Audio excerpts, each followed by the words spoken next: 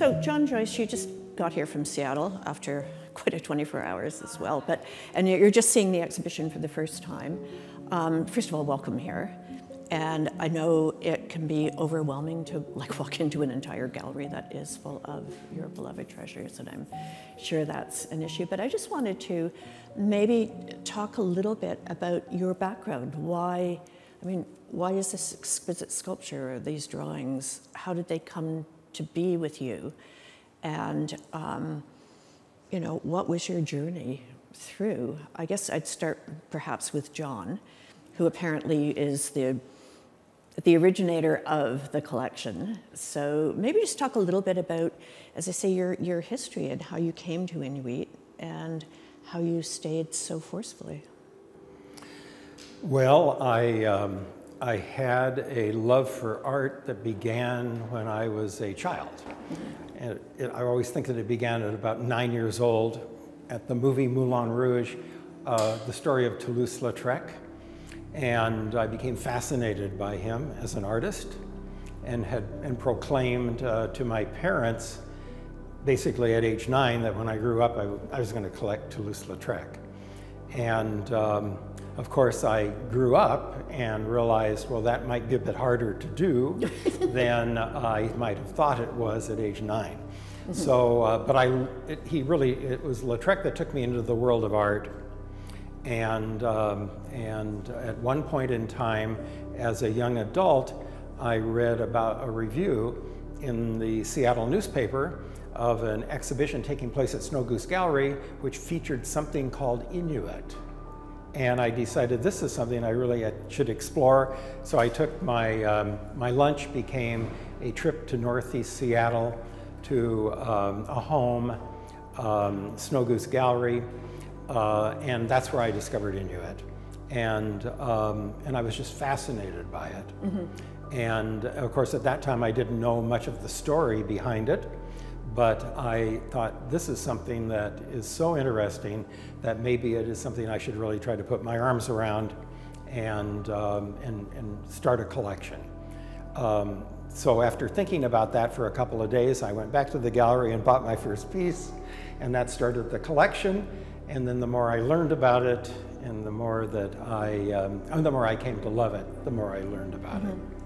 So that was really the beginning for me. Yeah, I remember you once said to me that you were collecting prints.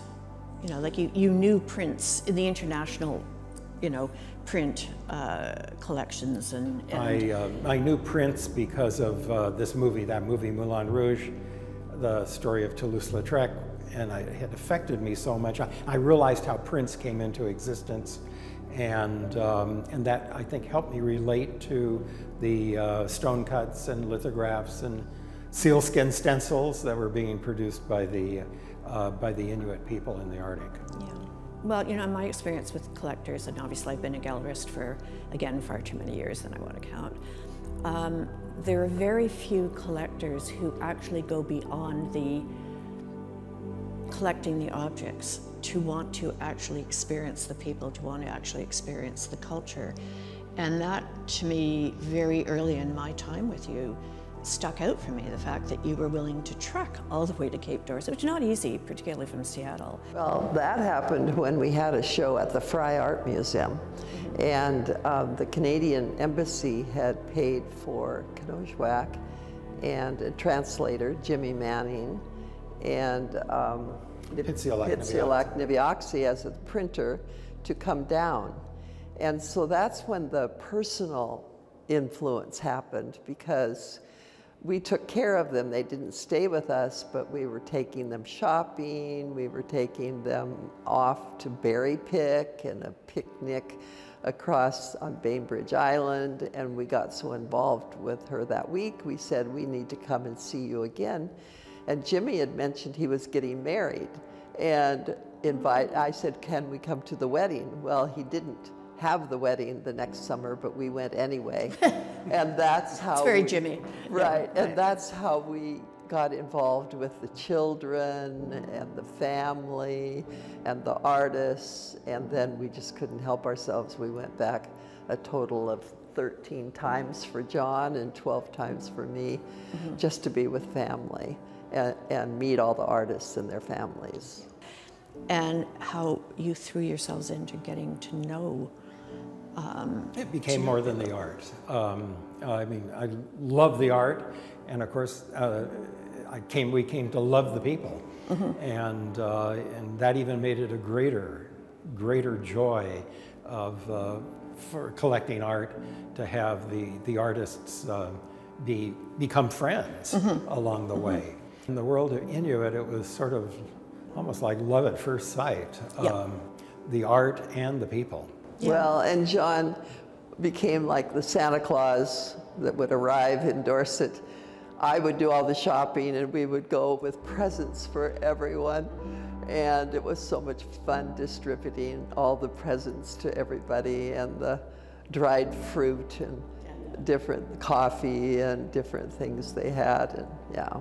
You were very important to us in really making it known to us that, you know, we could travel to the Upper Arctic, and we could visit the people in the communities, and that was very, very important when you are, you know, in the South and you don't really know how easy that may be, or difficult, and of course it, or how difficult. Yeah. But no, we're so appreciative of that because it really opened the doors. Talk a little bit about just why Kenojuak was that special to you. I know you obviously loved her art. I know she was a very magic lady, but just you were closer to her than any of the others. Can you talk a little bit about that? Well, it's first I had great admiration for her and for her art. But you know, maybe it's just something that happens in a relationship after you meet someone and you're around them a lot and you admire them and you like them and you really like them once you get to know them. And you know, and it was over a period of time that you know, that Kenojuak considered me her son in the South, and I considered her to be like my mother. That's what we were like my son in the South and like my mother in the North. Yeah. And it was a relationship that I never thought could ever exist, and it was absolutely for real, and it brought great joy, I think, to all of us. And Yeah. I remember our grandchildren, like oldest grandson, Jay, sitting in her lap, and she came to our house 4 times. And every time there was a couple years, and so we have pictures of Jay from an infant till he was about 7 or 8, and he always climbed onto her lap and sat next to her. Yeah. And yeah, it was very special. Your Inuit name, which the settlement gave you, was Kenojuak, which means trumpeter swan. Right. Big and white. Yeah, exactly. And he is very tall and and yours was? Mine was Kenojuak, which meant a lady who gets a lot done in a little bit of time. Love it. And that was after she was at our house, and I had invited 80 for dinner and was hemming up her pants because they needed to be hemmed up, and helping her pack, and she gave me that name. Yeah. Right. I love it. I love it. Yeah. Yeah. No, little did I realize until it happened that that I would, you know, that Kenojuak and some other Inuit people, definitely, be it Jimmy Manning or Pitsiolak Niviaxi and Buddy Ohotamidagak, I mean, would become just great friends. And as with Kenojuak, you know, there's no reason in the world she ever had to learn English, but it didn't make any difference. It's so true that I'll say it again, that you don't have to speak the same language to be friends. Yeah. I remember being up there, and he would have me shop for everybody, you know. So Kavavau told us that someone told us that from the time we had been there before, he had had John autograph his sweatshirt, and it was hanging on his wall. His whole a reversal of what I would have done. Exactly. Yeah. How do you, I mean, you've just walked into the gallery 2 hours ago, and I know that you were prepped for this, and we've talked an awful lot, and we worked on the catalog together, but you know, what were your thoughts when you walked into just seeing all of this? Well, I know my thought is, first of all, I think about Kenojuak. This gets a little, hits the heart. I think about her and all the good times that we had, how much I appreciated her as a person and as an artist, and it was like an honor to be able to collect her art. And then to walk into a gallery, your gallery at this point in time, where we have made a decision that we are at that stage in our life where we are parting with our art.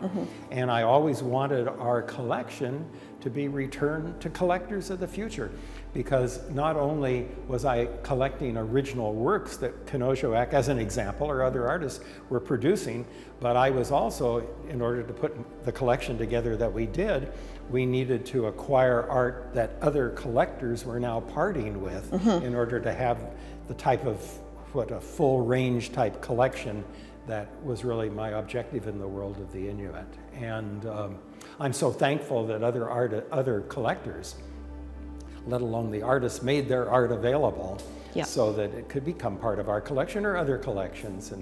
And of course, I've also, a major objective of mine was to share the art in museum exhibitions, and the number of exhibitions that the art, either a full-scale show or a part of a show came from our collection, is now more than I can even count.